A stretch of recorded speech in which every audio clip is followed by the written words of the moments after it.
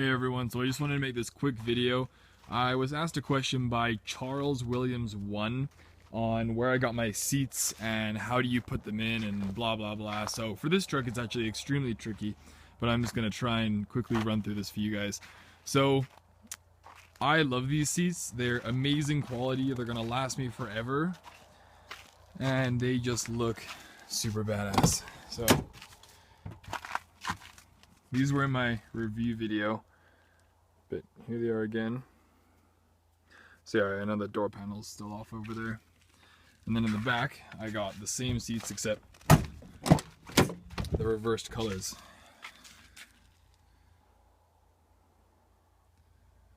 Here we go. So I got these seats from a website called Andy'sAutosport.com. Not AndyAutosport.com, that's a different website. Andy'sAutosport.com. And these were one of the cheapest racing seats that were on that website, but yet they were my favorite. I saw the picture of these. I wasn't sure what they were made of blah blah blah, but I saw a photo and I fell in love with these seats because the red ones were the first ones I got, and then I got the black ones later on. And they were my favorite. They looked the best out of all the seats, and some of the other seats were 1,000 and whatever American for one seat. I thought, hell no, that's stupid. It didn't come with sliders, it didn't adjust, it was just a bucket seat, and I hated it. These are 268 American. Sorry, I'm in Canada, so it transferred over. And that was for the pair. So for both of them, 270 basically American. And then yes, there's shipping and all that on top. So in Canadian, I had to pay about 500, even with this bad economy right now, for both of these seats, as well as the brackets and everything. So all the Andy'sAutosport.com gives you is the seats here, and then the sliders right here. So you pull on this lever right here, it goes up, and then you can slide forwards and backwards. And then I had to get these right here, these brackets that make the seat fit my truck, my 2001 Ford Explorer Sport Trac. And these were, I don't know, 70 I think for the pair. It was a while ago when I got them. So it's not bad at all. They're cheap, they look awesome, and they are a great way to ride comfy and get lots of attention. There is no downfall to having these. My old seats weren't heated or anything, and these ones aren't either, so I lost nothing. So these you have to get off the website called wedge.com. So if you have a Sport Trac, you probably know that they're discontinued and they're not the most popular trucks ever. I think they're the most perfect little things ever. So I contacted this website and I said I couldn't find anything online on your website. And he said, well, what's the measurements for the floor? Like where does it go in? Right here and there, and then in the back as well.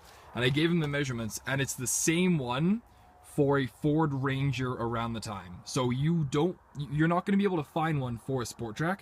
You're only going to be able to find it for Ford Ranger. Those are the ones that you want because it's the same. Even if you Google it, it's going to be the same on the floor here. It's going to look the same. Then it's going to go in here.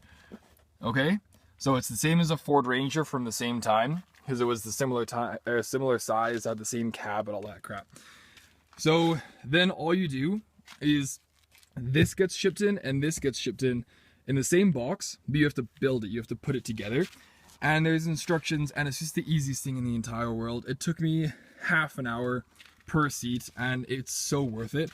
And then you have to, outside of the truck, you have to bolt it right here onto there, and then put the sliders on, and then bolt the sliders onto this, and then put the whole thing in the truck, and then just screw these in. The old ones are going to come out here. So for the old seats, just undo these, 1, 2, 3, and then the other one's over there, 4, and then take the whole seat out because you'll need nothing from that. So the driver's seat on mine was electric, and there's a cord right under here. There's a little flap right here that would plug into it for the electrics, but I just pushed that right under there, and there's no harm with that. So then after you've built these, you put it in, and you have to screw it onto this so this slides with it, and that's that. And then same on the other side, except the other side wasn't electric, so it was even easier. So that's the easy part, getting the front seats.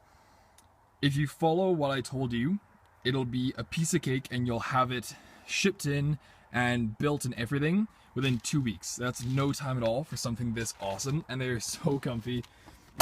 They hug you when you go around corners or you're accelerating or anything.